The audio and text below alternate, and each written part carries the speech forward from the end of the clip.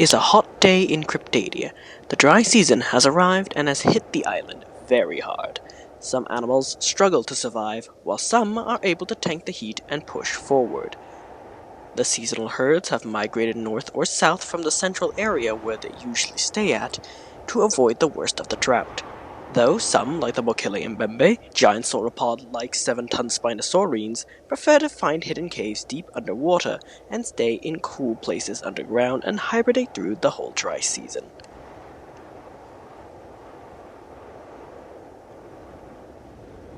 Near a riverbank, a Vampire Spinax, a 7-meter-long vassal predator, takes his time eating his catch. These carnivores are known for the strange, almost parasitoid nature, not seen anywhere else in the whole Spinosauridae family or even Dinosauria as a whole.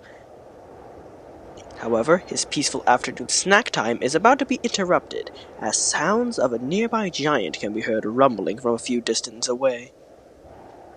He knows this creature is not to be messed with, and if he wishes to live another day, it is best for him to move right now. After all, competition is high this time of the year, and herbivores and carnivores alike are very territorial and far more aggressive towards each other more than ever. Best not to get outcompeted from life as he quickly scuttles back to the safety of the water with his snack. And from the high ground descends the mighty red elephant, the Antiquatherium.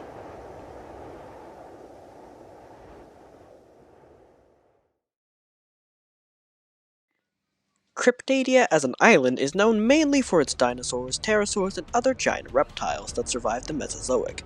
However, these are not the only creatures who live on the island, for it is home to countless species of mammals from times of old as well, and even modern subspecies too.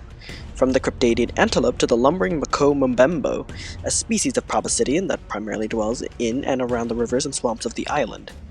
A fair share of mammals call this island their home as well, and oftentimes find themselves confronting with the dinosaurs straight face to face. But today, we are looking at the biggest mammal on the island. It is known simply as the red elephant. This creature can go toe-to-toe with even some of the largest dinosaurs on the island, and is probably the last living member of the entire Dinothere family, the Antiquatherium. The Antiquatherium is a large 5-ton Dinothere, and with a height of around 3.7 meters tall, these ancient beasts are not to be messed with. They're usually found in the savannas of Cryptadia. However, it is not uncommon to find family groups living near the edges of the forests, especially if the females bear young. These red elephants, as the rangers stationed on the island would call them, typically keep to themselves, avoiding conflict with other animals. However, they are not opposed to starting a territorial dispute with other herbivores and won't hesitate to gore a random carnivore. As to them, killing a carnivore now could potentially save themselves and their young later. These creatures were first discovered by a group of rangers from the PWPA, Prehistoric Wildlife Protection Agency, while exploring the island. The group first saw a small family of these animals near a riverbed, drinking and playing around in the mud. Like African and Asian elephants, these creatures were also social creatures. However, one of the rangers noted how a male Antiquathere was in the herd right next to them, and he was with the females and calves. This was strange, as elephant bulls were never seen within herds, perhaps nearby the herd, but not part of the herd itself. This sets these animals apart from their modern counterparts a little bit further, as it appears bulls have some sort of second-in-command type role in the herd, following close behind a massive female, which is presumed to be the matriarch of the herd. Not much data was collected afterwards, however, as the rangers soon left the herd alone, as it was instructed that ranger teams shouldn't spend more than 45 minutes observing the animals, in case they disrupt their daily routines and potentially get killed or harm the animal and both themselves in the process. Carcharodon venatrix are the most common predators of these animals, as the two share the same biome and location, and both being diurnal creatures. When Antiquatheres see or detect any nearby carnivore, these animals will group up and form an impenetrable wall of muscle and tusks, keeping the young and weak safe while the healthy and strong act as a bulwark against whatever is attacking them. Usually just by doing this is enough to send carnivores packing and leave the herd alone.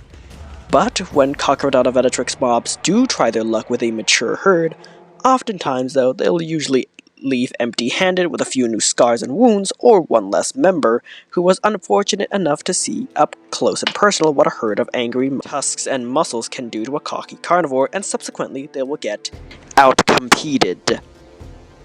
Lone Antiquitheriums, however, have it a lot harder as expected. Many young bulls fall prey to the vast assortment of predators during their subadult years, as their 3-ton size is small enough to be a plausible meal for carnivores, and give said carnivores decent food.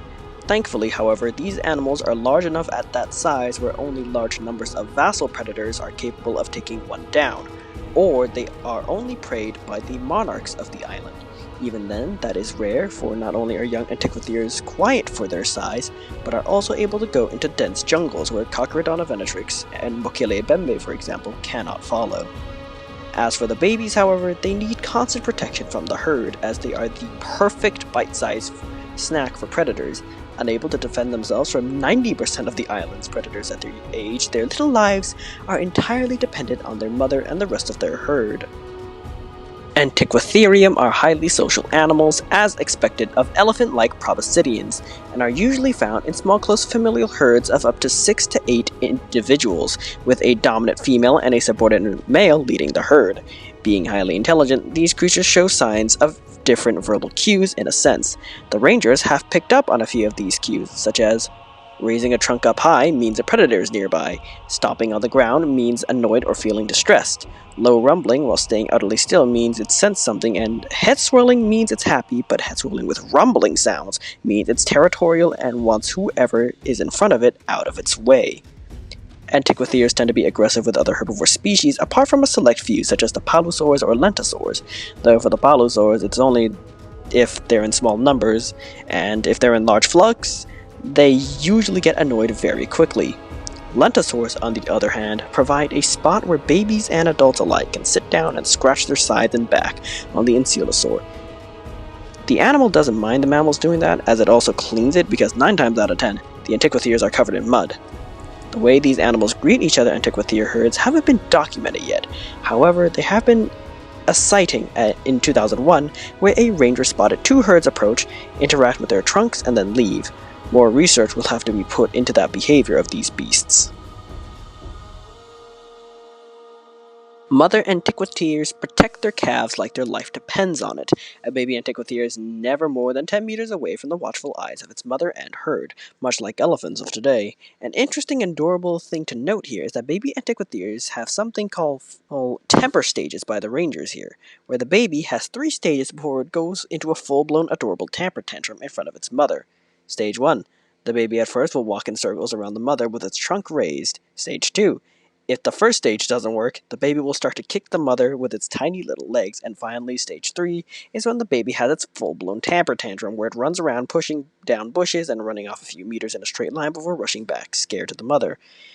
The parents, namely the mother, will always serve as the main protector of her child all the way up to its adolescent years. The father, on the other hand, less so. He will stay with the baby if the mother isn't nearby, but won't bother to tell it to come back if it goes running off, like the mother would.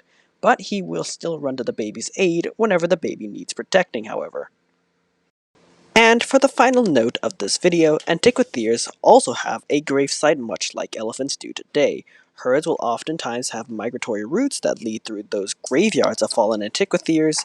We can assume they feel the same emotions as elephants do when they pass through these sites of the dead. Oftentimes, younger females will often bring a rock or stick with them to the gravesite and place it near on the skeleton of a fallen. Perhaps it is their way of showing respect to their elders and grief and those who have died. And with that, that is the end of this episode. I apologize for my 3-month-long disappearance. I just haven't been feeling the need or energy to make the videos as of late, and I also apologize for the just lack of, differing illustrations here. I was rushing, and I also just don't really enjoy drawing mammals, and I was kind of burning myself out with this. But hopefully the next episode, which will be focusing on the sauropods, will be a lot more fun. Anyways, I'll see you guys later. Have a wonderful day. Bye-bye.